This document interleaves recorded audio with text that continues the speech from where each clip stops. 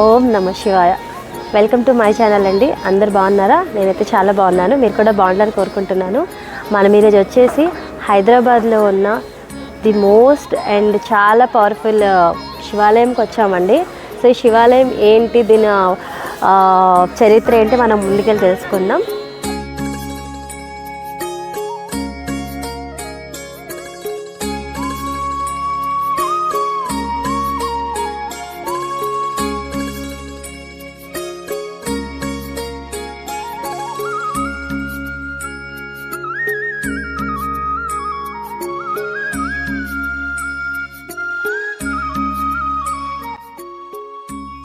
మహాకాల భైరవుడు.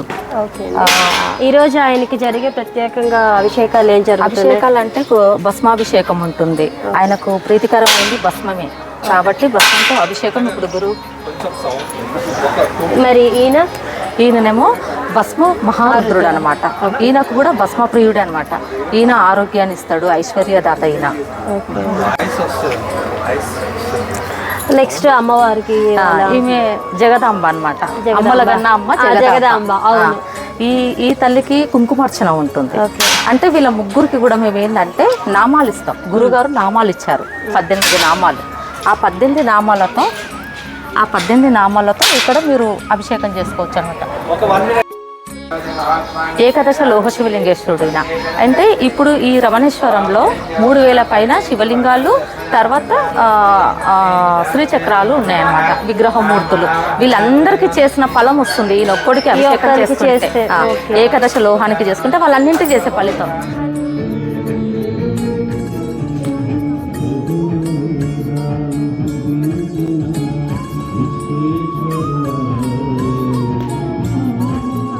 ఈ లింగం పేరు అయితే ఈ విజయ ప్రాప్తి అనమాట. విజయాన్ని ఇస్తారనమాట ఈ శివలింగేశ్వరుడు. ఈయన కంచు లింగం అంటే కష్ట నష్ట దుఃఖ విఘ్న నివారణ శివలింగేశ్వరుడు. అవన్నీ తొలుగుతాయి. అష్టలోహాలు అనమాట. అంటే ఈ 8 లోహాలు దీంట్లో కలిపి ఉన్నాయి. వీటిని అష్టలోహాలు అంటారు. ఈయన ఇష్టకామ్య సిద్ధి ప్రాప్తి శివలింగేశ్వరుడు. ఇత్తడి శివలింగము మోక్ష ప్రాప్తిని ఇస్తారనమాట. రాగి శివలింగేశ్వరుడు ఆయురారోగ్య ప్రాప్తిని ఇస్తాడనమాట.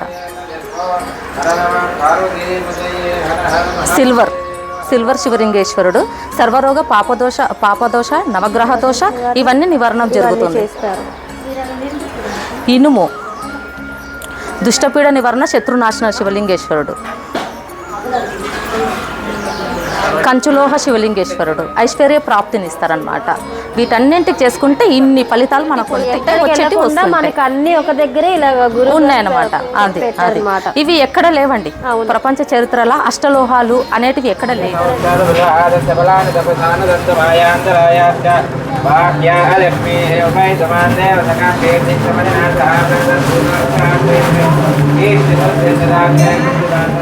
ఇక్కడ ఈ సప్తాలయంలో భస్మ శివలింగేశ్వరుడు, భస్మ రుద్రుడు. ఈయన భస్మ శివలింగ ఐశ్వర్యాన్ని ఇస్తాడు, ఆరోగ్యాన్ని ఇస్తాడు అనమాట. మంచి ఆరోగ్య ప్రాప్తి వస్తుంది. ఈయన ప్రవచనాలు అవన్నీ ఇస్తున్నారు కదా. 100 రూపీస్ మేము వాళ్ళు కట్టుకుంటే, భక్తులు వచ్చి కట్టుకుంటే మేము 100 రూపీస్ కాయిన్స్ ఇస్తాం. ఆ కాయిన్స్తో మన కోరికలు ఏవైతే ఉన్నాయో, అంటే ధనం కోసమే కోరుకొని మనం 3 ప్రదక్షిణలు చేసుకొని పైన కింద చల్లకుండా పైన వేసుకోవాలి. 3 టైమ్స్ కానీ 5 టైమ్స్ కానీ వేసుకొని వాటిలో నుంచి 8 కాయిన్స్ తీసుకోవాలి.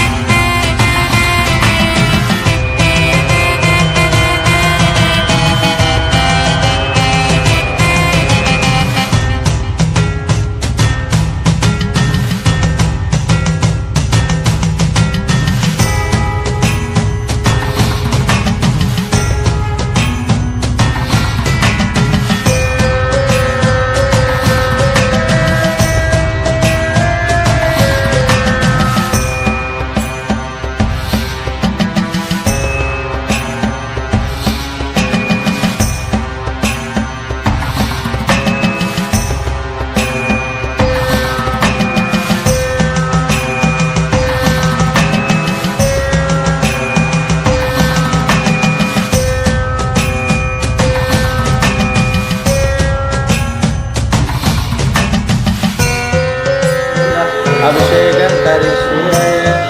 ओम गणपते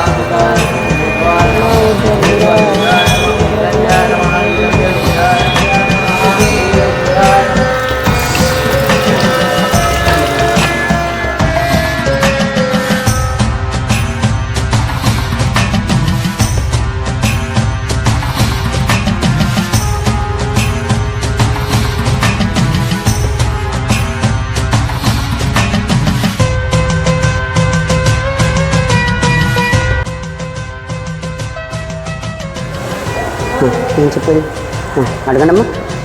నమస్కారం గురుగారు. ఓం నమ శివాయ అమ్మ. ఈ గుడి ఎప్పుడు నిర్మించారు, అలాగే గుడి ప్రాముఖ్యత ఏంటి కొంచెం మా వ్యూవర్స్కి చెప్పండి. జై సిద్ధగురు శ్రీ రమణానంద గురుభ్యో నమః. సిద్ధ మహాపురుషులు సాయిబాబు యొక్క గురువులలో వరిష్ఠులు.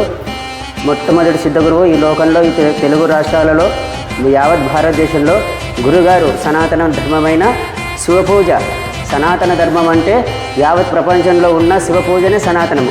ఋషులైన వేద ఋషులైన ఆ ఋషి పరంపరను పూజించిన శివపూజని ఈ భూమండలం లోపల ప్రతిష్టాత్మకంగా నిర్వహిస్తూ ఒక పెద్ద పీఠాన్ని పెట్టి అందులో సహస్రలింగాలని, వేద ఋషులను, మళ్ళీ సిద్ధపురుషులను, అన్ని గురువులను, తాంత్రిక అన్ని గురువులను వాళ్ళను లింగాల రూపంలో పూజించేటట్లు శివుని యొక్క నామాలు, శివ సహస్రనామాల పేరిట ఇగో మన తెలంగాణ రాష్ట్రంలోని తెలంగాణలో ప్రతిష్టాపన చేసి ప్రజలలో భక్తిలో ఉన్నతంగా తీసుకుపోవడానికి ఈ సిద్ధ మహాపురుషులను సాక్షాత్ శివశక్తుల భూమండలానికి తీసుకుని వచ్చారమ్మా.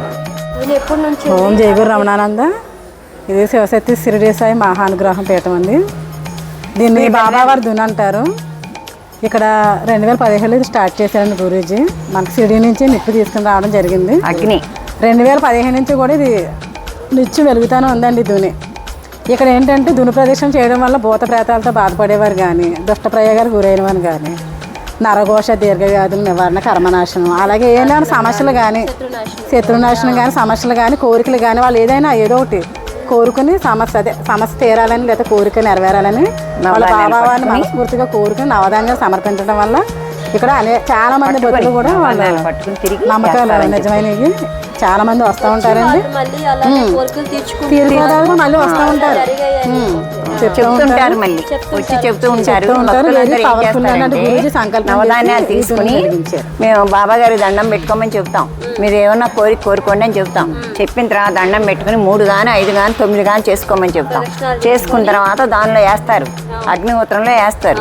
వేసిన తర్వాత వాళ్ళు దండం పెట్టుకుని వెళ్ళిపోతారు.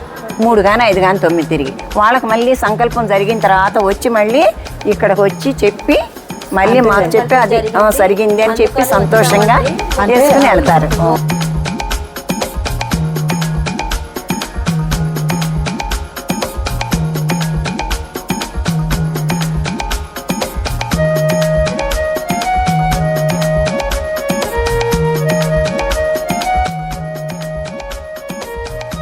కదా ఇప్పుడు మన present Varahi అమ్మవారండి.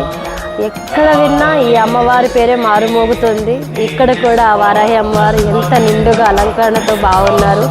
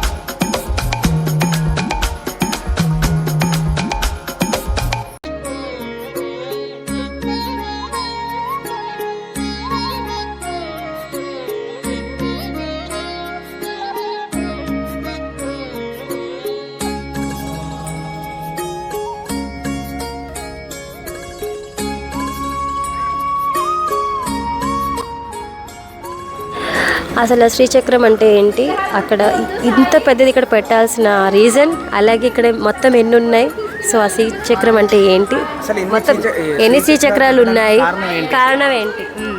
Okay, first of all శ్రీచక్రం అంటే నిరాకారమైన శివలింగాన్ని అలానే సాకారమైన దేవతని ఒకటేసారి కొలవడం అన్నమాట. మనం ఎలా అయితే శివలింగం ఎలా అయితే నిరాకారంగా ఉన్నదో, పానపట్టంలో ఎలా దేవత స్వరూపంగా అమ్మవారు కొలువై ఉన్నారో, శ్రీచక్రం కూడా అలాంటిదే. సో శ్రీచక్రం అంటే అసలు ఎవరు, ఏ దేవతలు ఉంటారు అనేది అష్టభైరవులు, అష్టమాతృకలు, ఇంకా ఆమ్నాయ దేవతలు, ఇంకా సాక్షాత్ బాల త్రిపుర సుందరి, త్రిపుర భైరవి, త్రిపుర సుందరి దేవి, మహాత్రిపుర సుందరి దేవి ఉంటారనమాట.